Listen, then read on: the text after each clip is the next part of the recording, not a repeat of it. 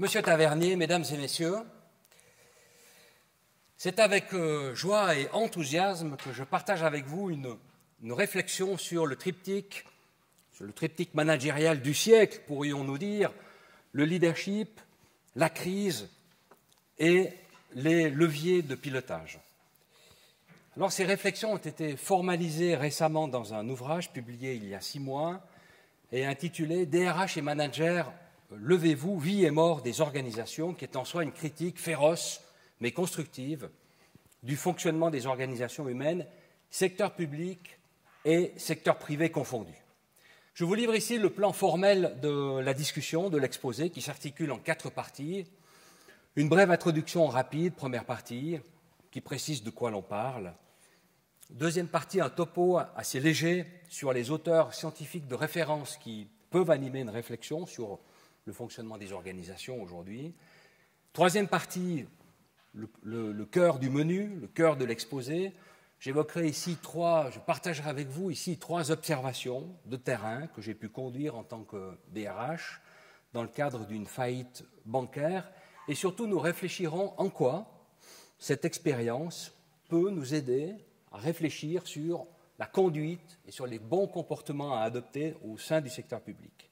Enfin, dans la dernière partie, je reviendrai sur le mandat qui m'a été donné, c'est-à-dire de dire quelques mots également sur cette notion de leadership avant de conclure. Abordons, si vous le voulez bien, la première partie. Lire ou écrire un ouvrage, on le sait tous, c'est une réelle aventure, et ceci est particulièrement vrai pour ce livre, DRH et Manager, levez-vous, puisque j'ai rédigé cet ouvrage exclusivement lors de mes trajets de train durant les 5 dernières années. Vie et mort des organisations, c'est un titre un peu étrange, un titre ambigu, polysémique, et pour un ami prêtre, m'a-t-il dit, ce serait un titre résurrectionnel, parce qu'il a tout de suite vu dans le Lève-toi et marche le Lazare au tombeau et la parabole du paralytique. Ce serait donc un ouvrage théologique. Pour d'autres, pour le professeur Thévenet, qui est très connu dans le monde des ressources humaines, notamment en France, qui a préfacé le livre, il s'agirait plutôt d'un livre politique parce qu'il a immédiatement relié le « Levez-vous » à « L'indignez-vous » de Stéphane Hessel, homme de gauche, résistant, diplomate, rescapé des camps de la mort. Pour un ami cinéphile, mon livre, c'est plutôt Robin des Bois, qui, dans une réplique célèbre, à l'attention des sujets du royaume et des pauvres, appelait à la révolte et lançait « Dressez-vous sans relâche jusqu'à ce que les agneaux deviennent des lions ». Ce serait donc un livre de contes ou de cinéma engagé. Enfin, pour un ami philosophe, le « Levez-vous » renvoie directement à Jaspers, vieille lecture du collège, qui plaidait pour l'homme responsable, et l'homme responsable, c'était l'homme debout. J'aurais donc écrit un ouvrage de théologie. Alors, je vous rassure, chers amis, chers invités, ce n'est ni un ouvrage de théologie, ni un ouvrage politique, de contes ou de philosophie, c'est avant tout, vous l'avez deviné, un livre d'étapes. Voilà maintenant plus de 30 ans que j'observe le fonctionnement des organisations de l'intérieur, dans le secteur public, mais aussi dans le secteur privé. J'ai donc pu observer un certain nombre de discours, de pratiques, de modes, de cycles, de mythes idéologiques, de joies, de succès et d'échecs. Et le titre original du livre, qui m'a inspiré tout le long de l'écriture, c'était « Le travail me travaille ». Et j'y relevais dans un carnet toutes mes trouvailles, mes étonnements, et rapidement, dans le fond, ce petit carnet fut rempli. C'est un livre d'étapes, mais c'est aussi un livre de combat. Un livre de combat, c'est-à-dire plutôt un livre de dévoilement, non pas pour dénoncer ou détruire, évidemment, mais bien pour déconstruire. Parce que c'est lorsque l'on déconstruit que l'on comprend l'agencement des choses, y compris au sein des organisations. Je mobiliserai dans cette déconstruction 3 regards. Le regard du consultant, puisque j'ai travaillé quelques années au sein de KPMG comme consultant en organisation dans le secteur public et privé. Je mobiliserai le regard du DRH, notamment mes 10 années d'expérience au sein de la banque privée Espirito Santo, et puis le regard de l'universitaire critique, puisque j'ai enseigné quelques années, comme l'a rappelé Grégoire Tavernier, au sein de la Haute École commerciale de l'Université de Lausanne. Prenons l'hélicoptère, mesdames et messieurs, chers invités, qu'est-ce qu'une administration, qu'est-ce qu'une entreprise en réalité? Pour faire simple, nous pourrions dire qu'une administration, une entreprise, sont avant tout des hommes et des femmes. C'est également un certain nombre de processus, de workflows, et c'est aussi une mission, une stratégie. Mais c'est aussi, et c'est là où je porte le glaive, un certain nombre de discours, de récits, de communications qui donnent du sens aux pratiques. En effet, les administrations et les entreprises parlent. Elles racontent et elles racontent une sacrée histoire si on sait les écouter. Elles racontent par exemple que les chefs de personnel traditionnels et autoritaires, à l'ancienne, nos vieux colonels, sont devenus aujourd'hui des Chief Happiness Officers, c'est-à-dire des marchands de bonheur. Elle raconte, ces entreprises, ces administrations, que dans ces rangs figurent des stars, les hauts potentiels, fils de Zeus et de Titan, alors que nous nous battons, les bouseux, avec la machine à café récalcitrante. Elle raconte que les collaborateurs sont des chambres à air trouées, qu'il faut rustiner et regonfler à l'hélium du coaching, de la PNL, de la marche sur les braises, du rafting ou encore de séminaires d'assertivité. Elle raconte, ces administrations, ces entreprises, qu'elles promeuvent l'équité interne à tout crin, alors que moins de 5% de femmes règnent dans les conseils d'administration. Elle raconte que la progression de la carrière sera possible, évidemment, et que la mobilité horizontale ou verticale fait partie de l'ADN de l'organisation. Mais en réalité, l'on sait très bien qu'il faut être très, très, très patient pour grimper les échelons de nos administrations, secteur public, secteur privé confondus. Elle raconte qu'elle souhaite collaborer avec vous, ces entreprises et ces administrations. C'est pour cela que vous devez passer plusieurs entretiens, 3, 4, 5 entretiens parfois, avec de parfaits inconnus, non coordonnés évidemment, puis attendre 3 semaines, dans le meilleur des cas, sans nouvelles, pour enfin avoir une conversation par Skype ou par mail, pour finalement recevoir un email automatique en retour 2 mois plus tard comme fin de non-recevoir. Elle raconte, ces organisations, que pour mieux saisir votre personnalité, mesdames et messieurs, chers invités, il convient de subir des tests de personnalité, des assessment centers animés souvent par des apprentis sorciers, subtil mélange entre Elisabeth Tessier, l'astrologue, et le docteur Freud. Elle raconte, ces organisations, que pour mieux vous manager, elles doivent accéder à votre intelligence émotionnelle, connaître vos peurs, vos limites, vos croyances, vos valeurs et votre personnalité, votre self, qui deviennent ainsi conquête de l'organisation. Elle raconte qu'il y a les vieux, c'est-à-dire les collaborateurs de mon âge, et les jeunes Y, qui veulent tout, semble-t-il, tout de suite, paraît-il, alors que toutes les études scientifiques montrent que la génération Y n'existe pas et que nous sommes plutôt dans une mutation généralisée de notre rapport au travail. Elle raconte, nos organisations, lorsqu'on les écoute, que le feedback est essentiel, notamment le 360 degrés feedback, qui fait généralement frémir de peur tous les managers. Je montre dans l'ouvrage que le 360 degrés feedback ressemble architecturalement au panopticon, c'est-à-dire à la première prison anglaise imaginée par Jeremy Bentham, prison qui fonctionnait sur un arc de cercle, le maçon étant dans le moyeu central, pouvant surveiller d'un seul regard la totalité des prisonniers enchâssés dans les cellules. On comprend pourquoi les managers frémissent lorsqu'ils reçoivent l'invitation au 360 degrés feedback.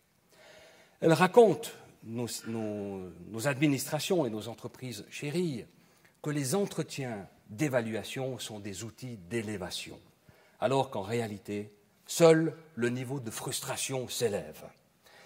Elle raconte que la politique de rémunération est objective, elle est équitable, elle est dynamique et responsabilisante. Je ne vous raconte pas ici le nombre de salaires variables que je n'ai jamais vu varier.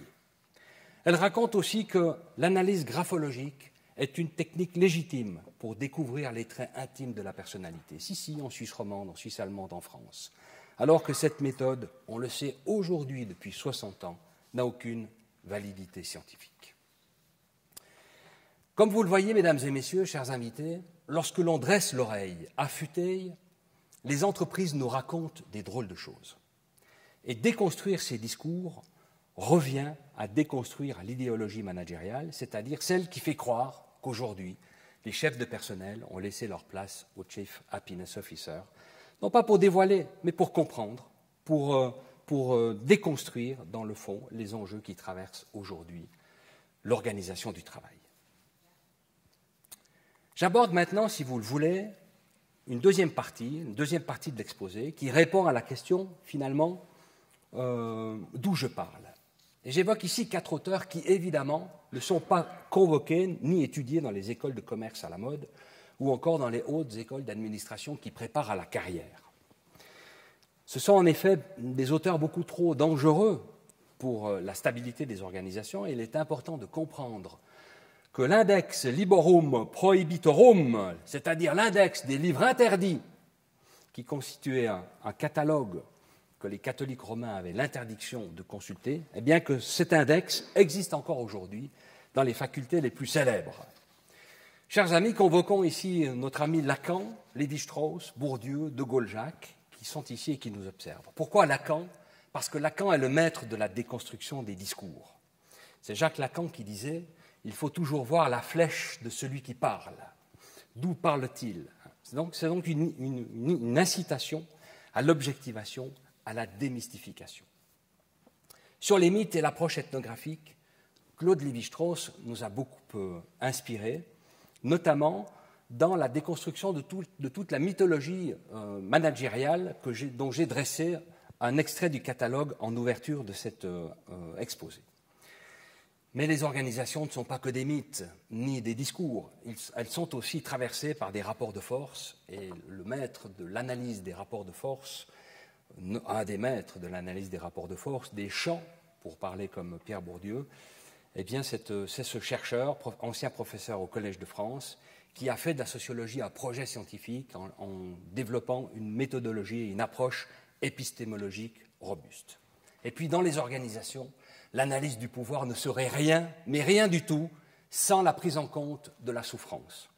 Et sur la souffrance au travail, la psychosociologie des organisations, la sociologie clinique, la psychologie sociale, symbolisée ici par Vincent de Gaulle-Jacques, mais Max Pagès, Eugène Henriquez et d'autres, un cortège d'auteurs, eh bien, cette école théorique qui cherche à relier Marx et Freud, nous sommes le produit d'une histoire, Marx, très déterministe, dont nous cherchons à devenir le sujet, Freud, eh bien, cette grille de lecture psychosociologique qui a mis le doigt et qui a imposé sur l'agenda des directions générales, des directions des ressources humaines, la notion, avec Christophe Dejour, de souffrance au travail, eh bien, ce sont des auteurs qui nous ont accompagnés dans nos réflexions.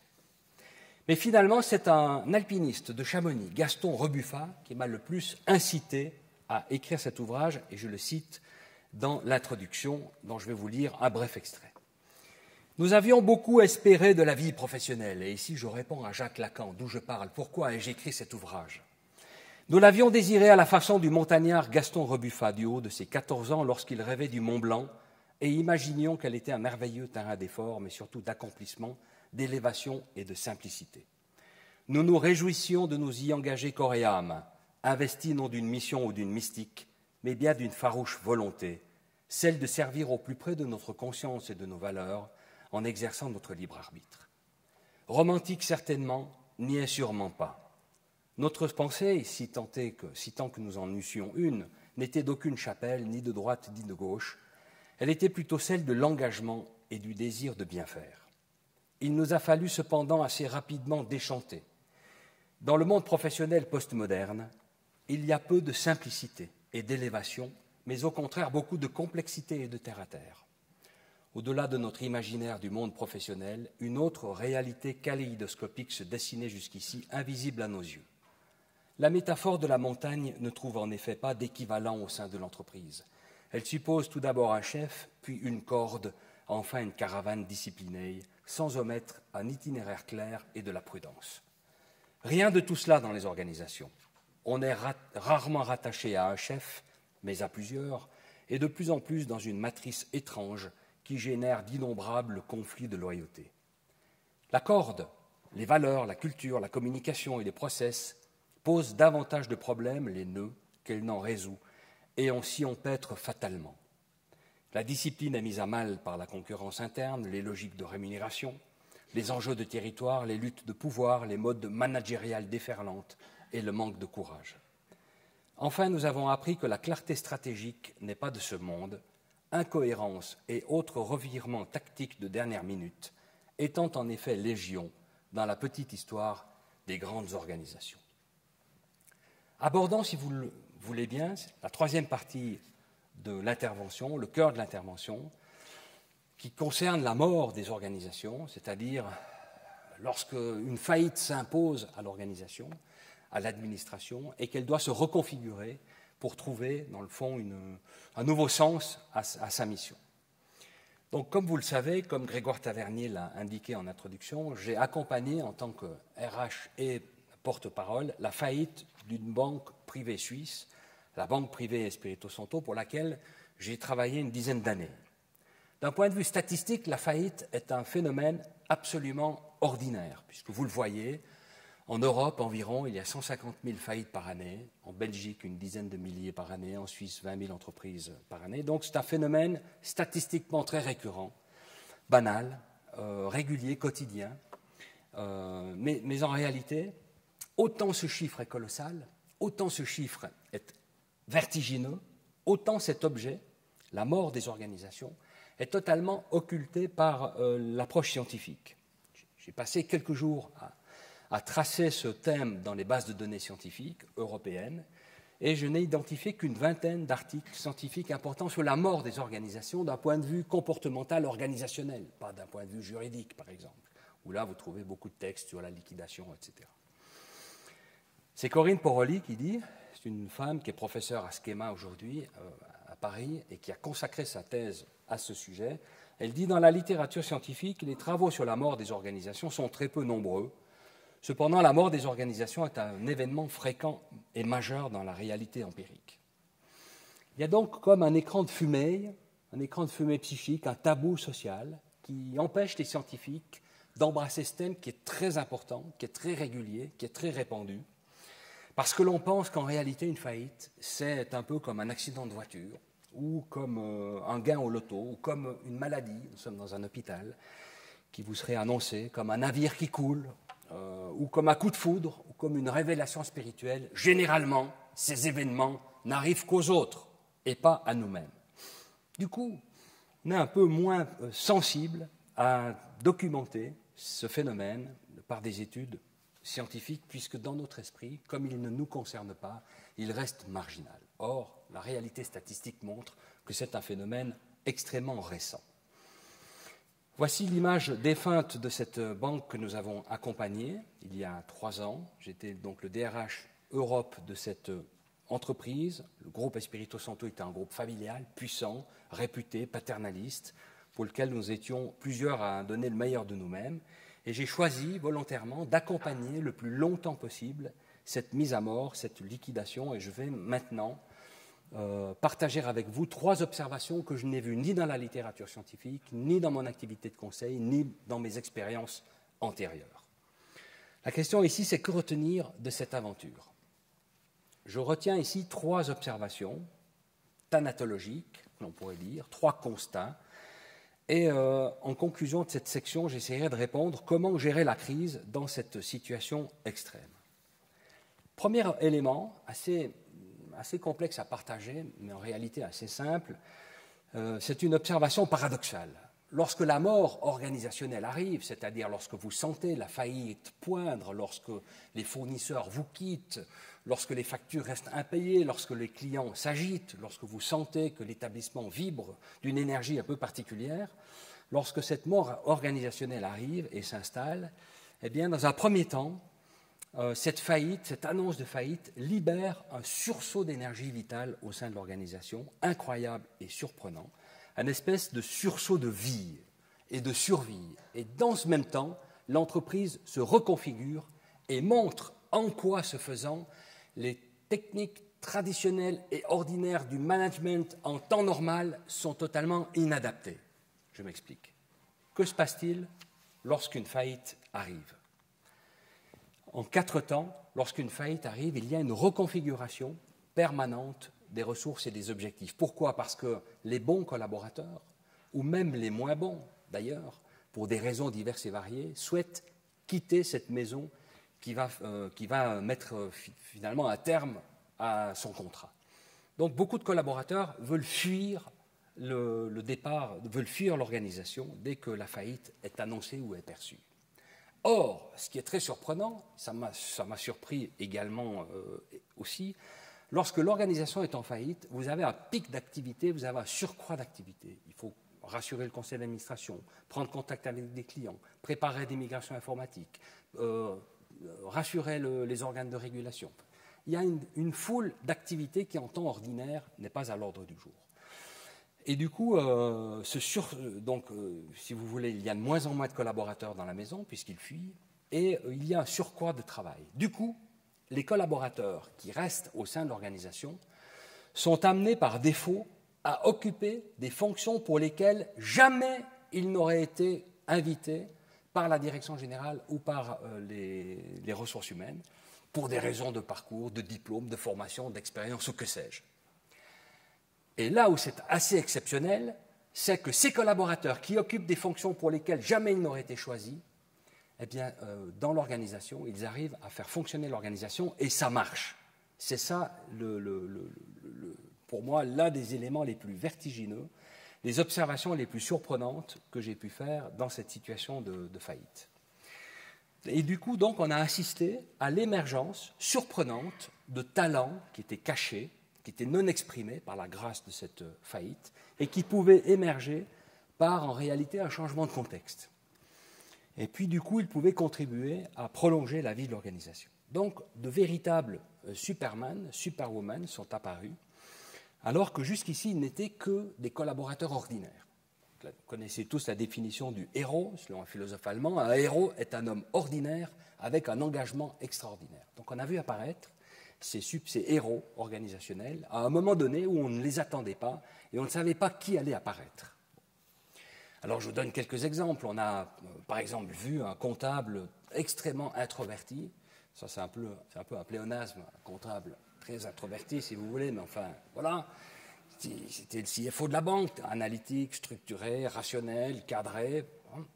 Et du coup, comme la direction générale de la maison, par un ordre des liquidateurs, doit être licencié immédiatement, du coup, comme c'était le seul qui avait la connaissance intime des chiffres, il s'est trouvé propulsé dans le fond en directeur général intérim. Mais il n'avait pas toutes les capacités de communication, toutes les capacités sociales pour rassurer, communiquer, convaincre, séduire le conseil d'administration, les collaborateurs restants, puisqu'il était notamment très introverti, très analytique et très structuré.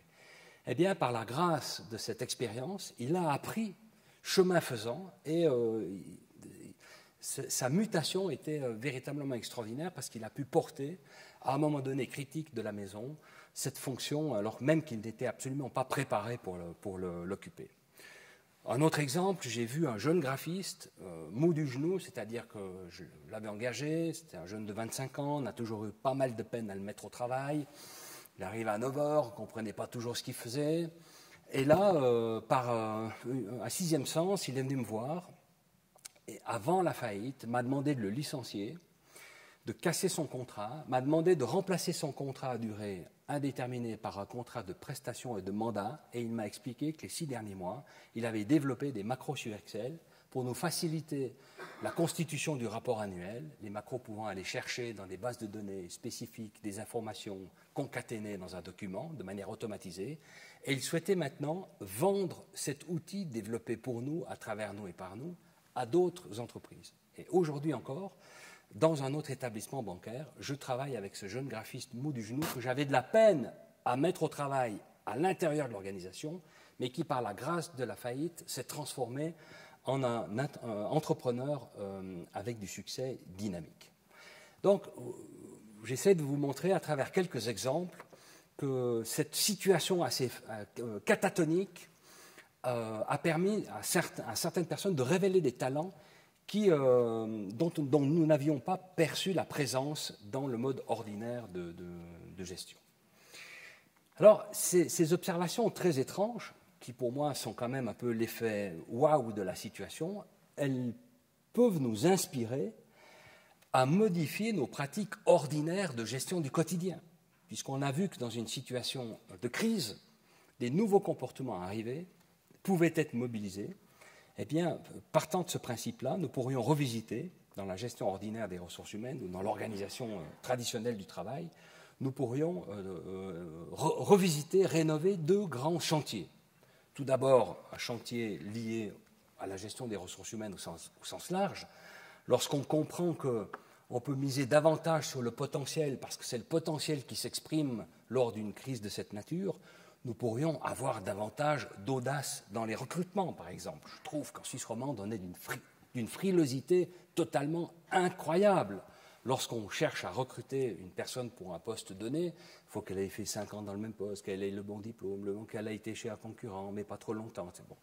Donc, en fonction de cette expérience, nous pourrions avoir davantage d'audace dans les recrutements, on pourrait avoir davantage de risques, prendre davantage de risques dans les mutations internes, dans les plans de mobilité, davantage d'inventivité, de créativité, enfin bref, mettre un peu d'air dans ces organisations. Ça, c'est un premier thème. Et puis un deuxième thème, en termes d'organisation même du travail, nous constatons que nous sommes habités depuis le sortir de la guerre par des petites pyramides militaro-industrielles qui organisent notre esprit. Dans la faillite, une fois que les chefs, les directions générales sont sortis, que les managers de haut rang ont fui la maison, eh bien l'organisation du travail se déroulait selon des schémas totalement différents et ça fonctionnait très très bien. Et aujourd'hui, dans la littérature scientifique, mais aussi sur le terrain empirique, il y a un certain nombre d'expériences, de casus, qui pourraient nous inspirer et qui pourraient nous pousser, nous stimuler à imaginer des îlots d'organisation du travail différents que sur le modèle militaro-industriel. Je cite ici l'holocratie, la docratie, la sociocratie, c'est égal, il y a plusieurs modèles, mais disons que l'important, ce n'est pas d'appliquer un modèle, mais disons que c'est de réfléchir à qu'est-ce qu'il pourrait faire du sens dans l'organisation qui m'emploie. Je pense qu'une de mes hypothèses de travail, c'est que la violence organisationnelle à l'endroit des travailleurs réside beaucoup dans la faiblesse de nos process de recrutement, dans la réification des mutations internes. Ça bouge plus beaucoup une fois qu'on est en fonction. C'est difficile de prendre un bord, de tirer un bord, de changer de département, de changer de service. Dans le conservatisme et dans le déterminisme des trajectoires professionnelles, on est parti avec un certain diplôme dans un certain département. Pour s'en sortir, il faut faire un grand écart et ce n'est pas toujours évident de s'en sortir. Et dans le manque d'audace et de pertinence dans les formations qui sont proposées, donc il y a beaucoup de rigidité organigrammique. Et ces organigrammes, lorsqu'on finit par faire des audits, par discuter avec des personnes qui restent 10, 15, 20, 30 ans dans la maison, s'aperçoivent, en discutant avec ces personnes, que ces organigrammes sont en réalité des organidrames parce qu'elles aimeraient bien évoluer autrement au sein de l'organisation et contribuer différemment. Alors évidemment, pour le secteur public, cette aventure-là s'inspire d'une expérience du secteur privé. Pour le secteur public, 1000 pistes peuvent nous inspirer ici. J'en relève 2 arbitrairement et modestement, parce qu'elles sont peut-être plus aisées à mettre en œuvre que les autres. Je pense que la première piste renvoie à la thématique puissante, parce que l'État est un référentiel incroyable, de la mobilité interne. Je pense que c'est en grande partie une thématique qui est culturelle. Par exemple, chez les anglo-saxons, il n'est pas rare, dans le secteur bancaire, dans des banques anglo-saxonnes, que les personnes ne restent pas plus de 3-4 ans dans les mêmes postes. Donc ils n'ont pas plus que 3-4 années d'ancienneté dans la fonction. Ensuite, ils mouvent, ils partent, ils bougent, ils changent de pays, ils changent de département, ils changent de métier. Chez les Français, où pourtant il y a souvent dans la direction générale un patron, un directeur général de la mobilité, du genre et de la diversité, personne ne bouge, alors même qu'ils aimeraient faire bouger l'organisation. C'est assez étrange de voir ça. Donc l'État est certainement déjà, à certains égards, mais pourrait être encore davantage, le laboratoire de ce type d'innovation, parce que son territoire d'opération est très large, et puis surtout parce qu'il souhaite généralement collaborer dans la très longue durée avec des collaborateurs. Et du coup, pour garder vivant, enthousiaste des collaborateurs dans la très longue durée, on est condamné à imaginer des plans de mobilité, des passerelles, des ponts entre différentes fonctions. Je pense que et les uns et les autres seraient enrichis à partir d'un modèle de cette nature. L'autre piste, plus classique, mais qui est qui est classique, mais qui doit être totalement repensé aujourd'hui, c'est de rénover nos politiques de formation interne, qui aujourd'hui sont très classiques, et je pense qu'à l'État également, elles doivent être assez classiques, fonctionnant généralement sur un mode présentiel, avec un intervenant, un prof, un élève, bref, un modèle qui vient du XIXe siècle. Aujourd'hui, à travers la digitalisation, une digitalisation bien pensée, des mutualisations, des partages, etc., avec un coût plus faible, on pourrait faire monter en puissance davantage les portefeuilles de compétences des collaborateurs dans le secteur privé comme dans le secteur public. Ça, c'est le premier constat. Je vous ai promis 3 constats. Voici le deuxième constat. Une seconde observation.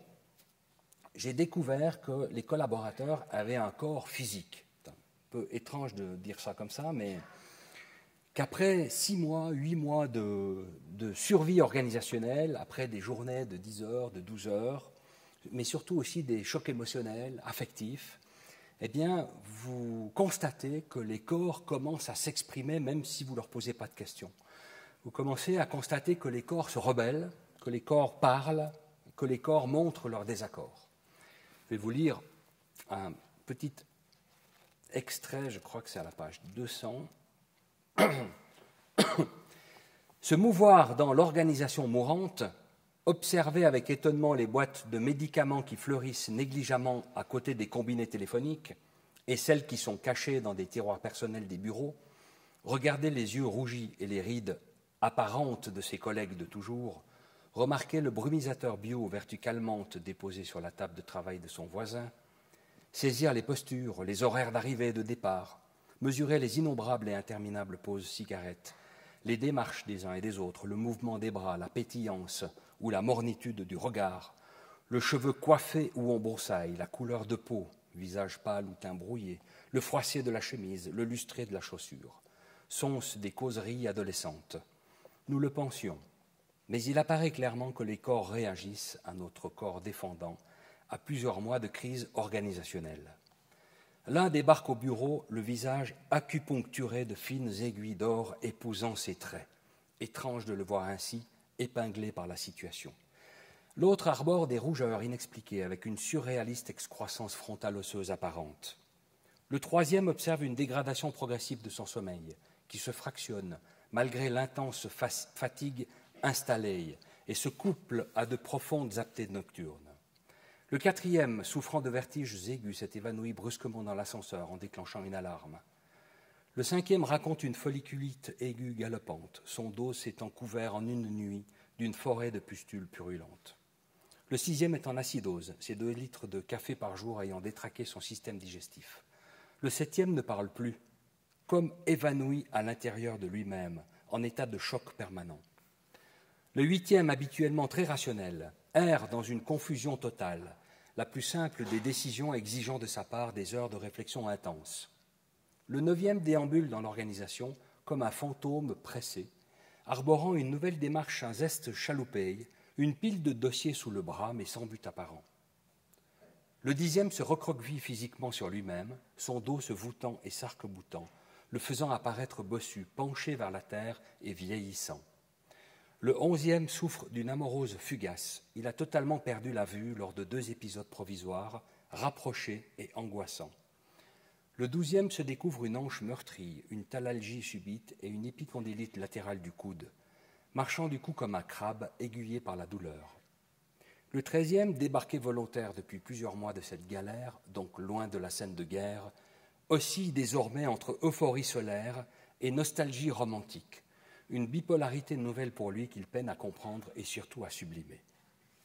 L'entreprise, si puissante autrefois, qui projetait ses rayons de lumière sur ceux qui s'en approchaient, ressemble aujourd'hui à un asile, à la fois un refuge et un lieu qui concentre le dysfonctionnement.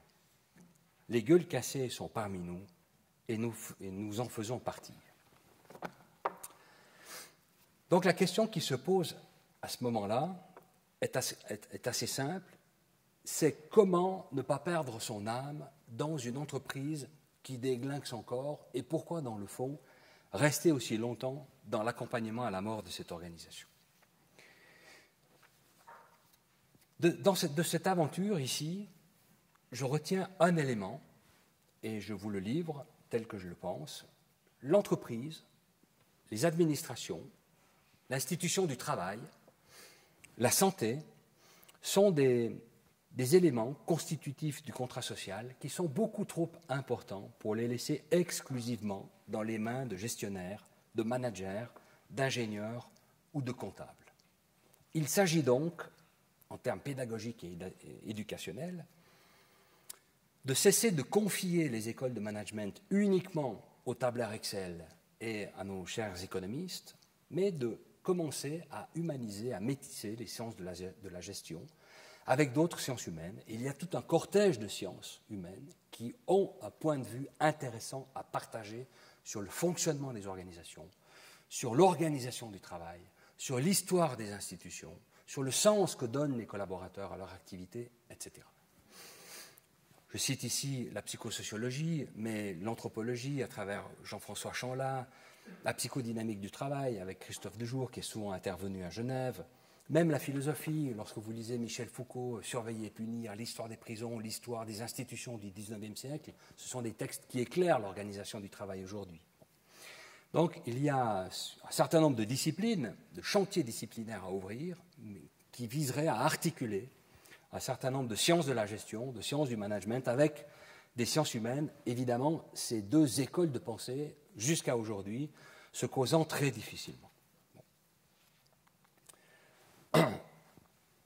Du point de vue du secteur public, évidemment, en termes de réflexion ou de pistes d'interrogation que l'État pourrait initier, et qu'il a déjà initié, car j'ai vu des belles avancées de ce point de vue-là, c'est dans le fond, quelle politique de formation privilégier pour les cadres dirigeants de l'État et aussi pour les autres, partant du principe que ces cours de management et de gestion ne sont rien sans une organisation qui pense le travail, sans des managers qui développent des relations saines avec des collaborateurs, sans une gouvernance qui cadre dans le fond l'activité humaine au sein des organisations. Donc, c'est très bien qu'un cours ne change absolument pas le cours des choses, mais dans le fond, que lorsqu'on travaille également sur le contexte, sur le cadre, sur la gouvernance, là, on peut avoir des véritables leviers d'action sur les organisations.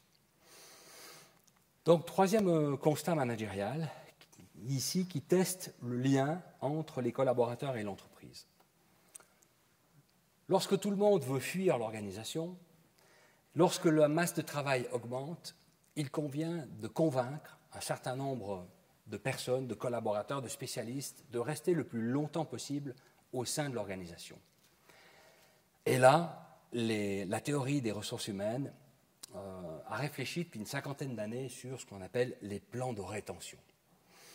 Et généralement, les plans de rétention sont constitués par des rétributions financières échelonnées dans le temps et qui visent à capter le plus longtemps possible les énergies des collaborateurs et à les mettre au service de l'organisation.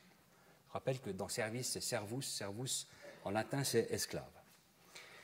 Donc nous avons essayé de développer des plans de rétention suffisamment intéressants pour capter et pour convaincre des collaborateurs et des experts de rester le plus longtemps possible dans l'organisation pour nous aider à gérer le quotidien de l'activité, de la fin de l'activité.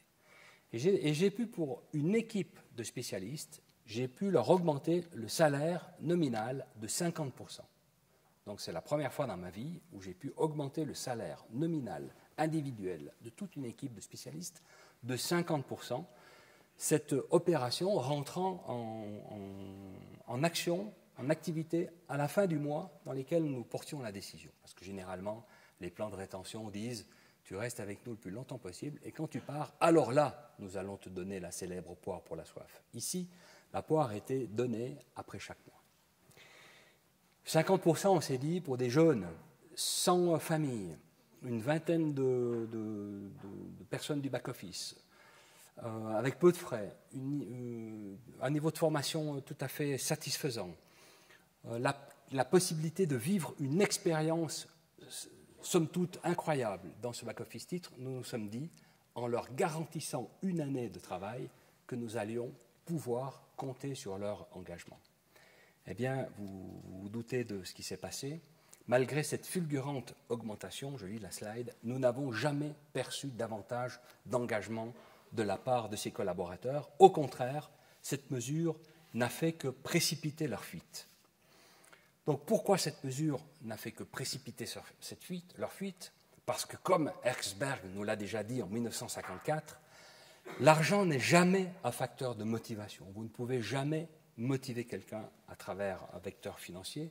Évidemment, l'acteur peut être un puissant vecteur de démotivation. Si votre collègue, avec le même parcours, la même fonction, le même âge, gagne 200 francs de plus par mois que vous, et que cette différence n'est pas explicable, vous serez très démotivé. Mais vous ne pourrez très difficilement motiver dans la durée avec des vecteurs financiers, comme Herzberg nous l'a déjà dit en 1954.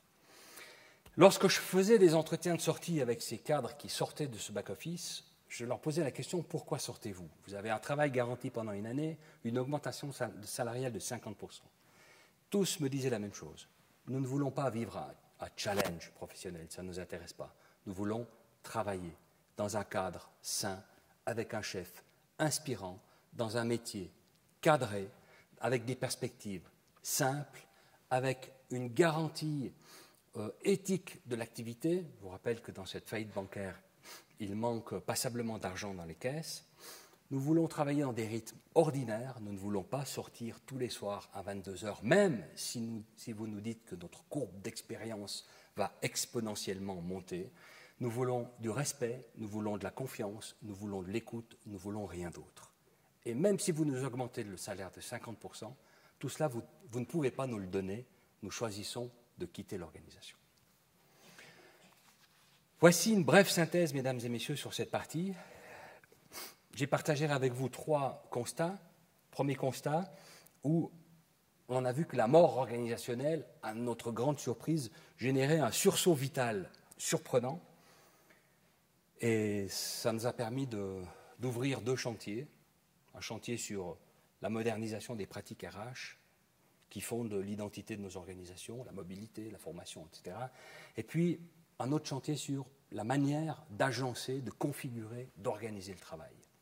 Deuxième constat, nous avons constaté que les corps pouvaient se mettre en désaccord, et là, nous avons plaidé pour l'humanisation des sciences de la gestion. Troisième constat, on a vu que les plans de rétention, en l'occurrence, ici, n'ont retenu personne. Pourquoi? Parce que les collaborateurs nous ont montré qu'il ne fallait pas oublier l'essentiel, le respect, la symétrie des sacrifices, l'éthique, un cadre stable, un chef inspirant, bref, la qualité de l'organisation et du management. Quatrième partie, les organisateurs et M. Tavernier, lorsque nous avons discuté du thème, ont mis en musique la problématique partagée sous l'aspect du leadership. Leadership en temps de crise. Nous avons parlé de la crise, nous avons parlé des leviers, nous n'avons pas parlé ici du leadership. Qu'est-ce que l'on peut en dire? Tout d'abord que j'ai envie de citer Churchill et de dire que lorsque j'entends le mot leadership, j'ai envie de sortir mon revolver. Vous le voyez, 700 millions de notices sur Google. Mais sur le terrain, qu'est-ce que le leadership? J'ai l'impression qu'il est beaucoup plus présent chez le docteur Google que dans le terrain de nos organisations. J'ai regardé dans quelques portraits inspirants qui pourraient nous donner des pistes. Et voici les figures qui hantent les ouvrages, ce que j'appelle la littérature d'aéroport, sur le thème du management, du leadership, de l'organisation du travail. On retrouve toujours les mêmes figures, Mandela, Steve Jobs, Gandhi, parfois Barack Obama, bientôt Michelle Obama, toutes ces figures qui sont censées nous montrer le chemin du leader inspirant.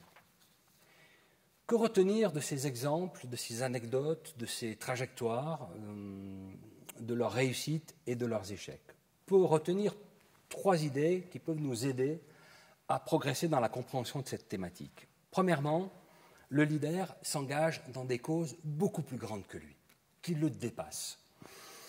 Steve Jobs a révolutionné le monde numérique, Gorbatchev a déplacé les lignes de fracture politique, Mandela a tenté d'obliger à imposer sur l'agenda mondial la thématique des inégalités de race. Ce sont des combats qui les dépassent de loin. Donc le leader s'engage dans des causes beaucoup plus grande que lui. Deuxièmement, les leaders émergent dans tous les domaines. Ça, c'est assez intéressant de voir, dans l'informatique, dans la politique, dans la science, dans l'économie, dans tout ce que vous voulez. Et troisièmement, les leaders sont censés inspirer ceux qui les suivent.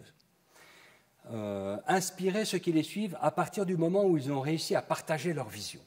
Donc on ne peut pas l'idée de manière autoritaire selon le mode du vieux colonel qui impose les choses.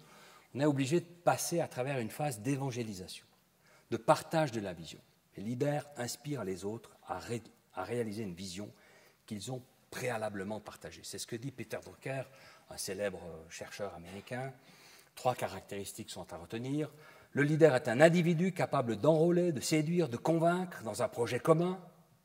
La qualité du leader ne se mesure pas à sa popularité, mais aux résultats qu'il produit. Les leaders ont une grande visibilité, c'est pourquoi il leur revient d'être exemplaires. C'est ce qu'il retient du leadership. Bon. Si on reformule ça de manière idéale, en réfléchissant au secteur public et privé chez nous, les leaders que j'ai pu rencontrer, j'ai l'impression qu'ils sont tous au bénéfice de 3 compétences, des compétences stratégiques, c'est-à-dire qu'ils ont une vision claire. Et la vision claire, on le sait, n'est pas toujours de ce monde. Donc ils ont une vision claire, c'est-à-dire que cette vision claire, ils y travaillent, ils y consacrent du temps. Ils ont ensuite un certain type de personnalité, un certain portefeuille de compétences sociales. Et puis, ils ont une capacité de conviction, une capacité d'enrôlement. Ils savent, parce qu'on sait très bien que révolutionner le monde tout seul, c'est assez difficile. À plusieurs, c'est un peu plus facile. Certains auteurs montrent qu'il ne suffit pas d'être beaucoup, mais qu'à partir de quelques personnes, ajouter à des réseaux sociaux, avec des stratégies de communication, à peu de personnes, on peut faire le point de bascule pour que l'agenda tombe du côté où l'on souhaite. Beaucoup d'études sur la révolution arabe qui ont été faites sur cette thématique-là, notamment un ouvrage de Gladcombe Maxwell qui s'appelle « Le Tipping Point, le point de bascule ». Donc, une vision claire, un type de personnalité, des capacités de conviction. Et vous trouvez aussi beaucoup d'études qui montrent, sous la forme d'un inventaire à la Prévert assez agaçant, les bottes secrètes des leaders. Donc, vous voyez ici les 12 compétences clés qu'il faudrait travailler pour devenir un leader.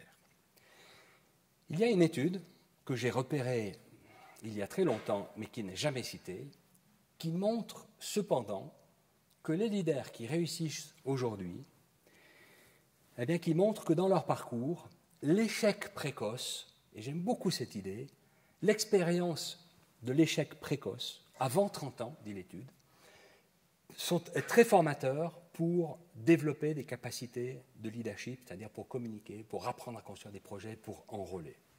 Donc oui, il faut des expériences professionnelles fortes, oui, il faut un peu d'intelligence et d'intelligence émotionnelle, mais ça c'est assez banal. L'expérience de l'échec, le SCUD en pleine poire, avant 30 ans, dans cette étude qui comportait une large cohorte de leaders, examinés sur un parcours d'assez longue durée, l'expérience précoce de l'échec est favorable à l'expression du leadership. J'aime beaucoup cette approche humanisante du leadership et qui rend dans le fond et qui nous éloigne, je dirais, de toutes les recettes de cuisine enseignées dans les business schools américaines. J'oppose ici, comme vous le voyez, deux types culturels de définition du leadership. Le leadership anglo-saxon, très orienté sur le process, sur l'outil, sur le report, et le leadership humaniste européen, davantage orienté sur la relation, le dialogue, l'échec, l'organisation du travail, le culte de l'équipe, etc. Donc je termine ici sur cette section sur le leadership par une définition. C'est quoi le leadership humaniste? Ce serait la capacité d'un individu à faire équipe avec d'autres, à inspirer, à créer des possibilités, à guider, à influencer les représentations des uns et des autres dans le but d'atteindre des objectifs afin de générer des résultats dans le respect des différences. On est loin, comme vous le voyez, du despotisme éclairé à l'ancienne. Synthèse de cette intervention, mesdames et messieurs, l'exposé s'est structuré en 4 parties. Dans la première partie, j'ai montré qu'une entreprise était constituée, une administration, par un corpus de discours, de récits, de communication qui donnent du sens aux pratiques et qui a fonction de cimenter, de faire adhérer, de fabriquer de la cohésion, de la culture, de l'imaginaire, bref, de l'idéologie managériale. J'ai souhaité, en m'appuyant sur mon expérience de praticien, j'ai souhaité déconstruire cette mythologie managériale. Dans la deuxième partie, j'ai montré quelques dettes scientifiques, mon regard de psychosociologue et ma relation au monde délirant du travail, ayant été conçu, élevé, formé dans la croyance étonnante que le monde du travail, c'était du sérieux. J'ai quand même dû assez rapidement déchanter. Dans la troisième partie, j'ai partagé 3 observations. La mort organisationnelle génère un sursaut de vie, les corps parlent, les plans de rétention ne retiennent personne. Enfin, en 4e partie, je suis revenu sur le concept de leadership. À partir de figures populaires, on a repéré 3 caractéristiques, 3 compétences, et on a montré que le leadership humaniste était celui qui intégrait la notion d'échec comme vecteur de développement et de succès. Mesdames et messieurs, chers invités, je vous remercie de votre patience et de votre attention.